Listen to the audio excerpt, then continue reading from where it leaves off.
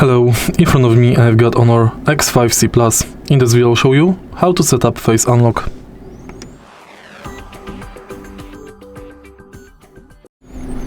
In the beginning, let's go to settings of your smartphone and go to Biometrics and password.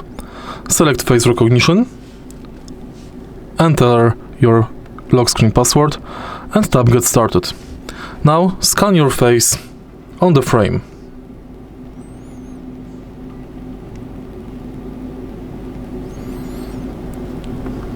Once your face is scanned, make sure to select unlock function, and now you can unlock your smartphone via face recognition. If you find this video helpful, please leave like, comment and subscribe.